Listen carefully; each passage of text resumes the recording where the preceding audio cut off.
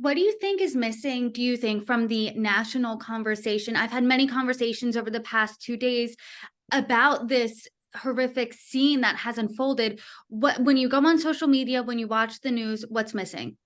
Sure. I think what's missing, first and foremost, is the human appeal of just how awful what is going on is. And so I speak to my friends and I say, as hard as it is, don't look away.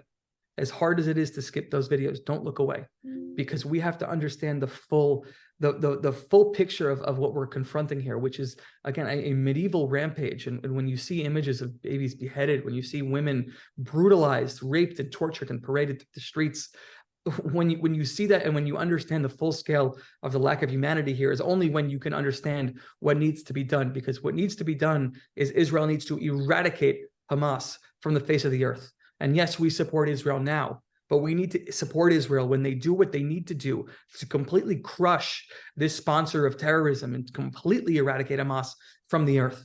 And so the human element is often missing. And I tell people, as hard as it is, don't look away.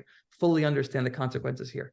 The second piece that's missing here, and I think this is really important, is the link between anti-Semitism at home and full-on danger for Israel.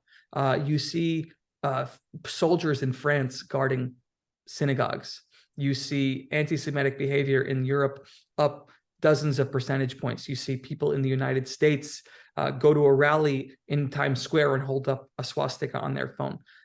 Anti-Semitism is the pathway towards what they're looking to do, which is completely isolate and in many cases wipe Israel off the map. And so confronting anti-Semitism is not just about eradicating hate.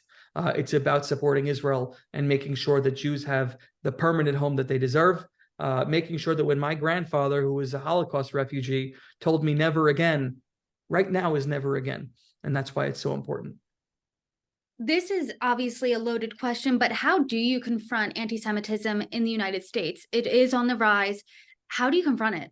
Sure. So I think we turn, as I talk to all the time, we turn to local governments, right? Local government is where things get done, right? The United States Congress is the least productive governing body I think I've ever seen. But local governments and state governments are getting things done. And so on the local level, here's what we're doing. We're making sure we're to uphold and bolster the law that bars companies who support BDS from getting government contracts in Nassau County. What we did here is we adopted the IHRA working definition of anti-Semitism to make sure that we have the tools to go after those who perpetrate anti-Semitism in our county.